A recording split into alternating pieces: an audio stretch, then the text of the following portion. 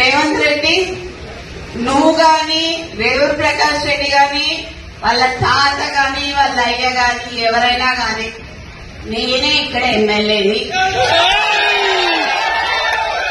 ఖచ్చితంగా నేనే నిల్చుంటా, నేనే గెలుస్తా. అర్థమైందా?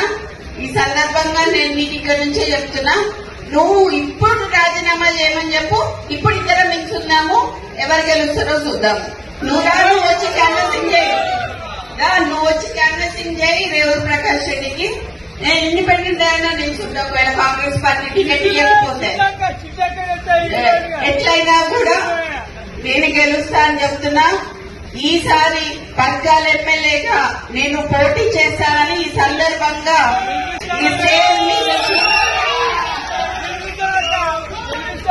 ఈ స్టేజ్ మీద నుంచి నేను మీకు అందరికీ చెప్తున్నా. ఇది గతంలో చెప్పినా, కానీ ఇవాళ నేను ఎందుకు చెప్తున్నా అంటే 2 ఏళ్లుగా గెలిపేయమని చెప్పి అసందర్భంగా మాట్లాడిండు కాబట్టి, అనవసరంగా నన్ను రెచ్చగొట్టిండు కాబట్టి నేను ఇలా రావాల్సి వచ్చింది, ఇంకా మాట్లాడాల్సి వచ్చింది. నీ ఇంకా బయటికి తీయాల్సిన చాలా ఉంటాయి. నువ్వు ఇంటెలిజెన్స్ రిపోర్ట్స్ తెప్పించుకొని ఇవాళ అందరు మా లీడర్లు అందరు ఇళ్ల దగ్గర పోలీసు వాళ్ళని పెట్టావు. నువ్వు ఇంటెలిజెన్స్ రిపోర్ట్ తెప్పించుకొని ఎందుకంత భయం నీకు? నువ్వు మాట్లాడింది తప్పని నీకు కూడా తెలుసు కాబట్టి. కొండా మురళి మంచోడు కాబట్టి ఇప్పటి వరకు బయట మాట్లాడలేదు, కొండా సురేఖ మంచిది కాబట్టి మాట్లాడలేదు.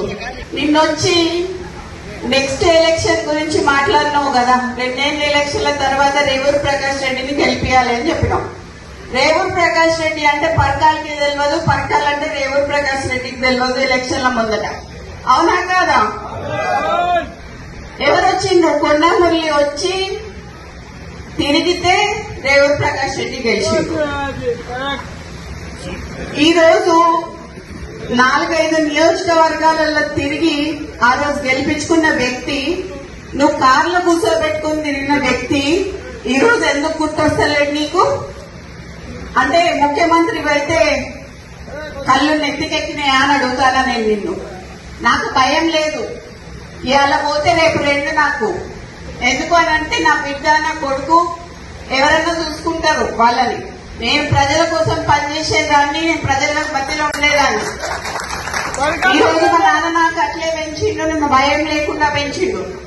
నేనెవరికి భయపడను, సావుకి భయపడను.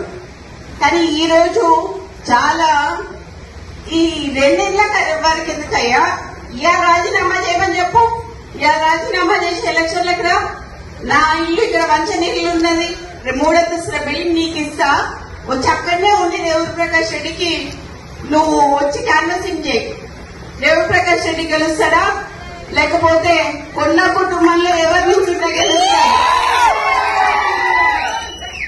ఇప్పుడు నేను కొంచెం అది చెప్తే అది బాగోదేమో కానీ, ఇప్పుడు డైపర్లు వేసుకున్న వాళ్ళకి వీళ్ళకి మాత్రం ఇస్తాను అంటున్నాడు కదా, అది మాత్రం కొంచెం తప్పని చెప్పి ఆయన ఇప్పటికే నడవలేకపోతున్నాడు, తిరగలేకపోతున్నాడు. ఈయన మరి వృద్ధునికి 80 ఏళ్ళు వచ్చినానికి ఇస్తా అని చెప్పి అంటుంటే హాస్యాస్పదంగా అనిపించి మరి ఈ రోజు రావడం జరిగింది. ఈ రోజు ఈ తమ్ముందు ఒక 200 కోట్లది ఒకటే చెప్పిన, ఒకవేళ ఎవరైనా నాకు కౌంటర్ ఇచ్చిందనుకోండి మిగతా కూడా బయటికి తీయాల్సి వస్తుంది.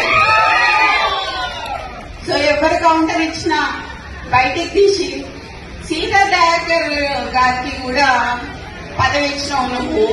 సీతా దయాకర్ గారు ఏం చేసిందయ్యా పార్టీకి? అసలు ఎక్కడ పార్టీ ఆమె ఎక్కడి నుంచి వచ్చింది? ఆమెకు చైర్మన్ పోస్ట్ ఇచ్చినావు నువ్వు. కొండా మురళికి ఎందుకు ఇయ్యలేదు అని అడుగుతాను నేను. మీరందరూ అడగాలి.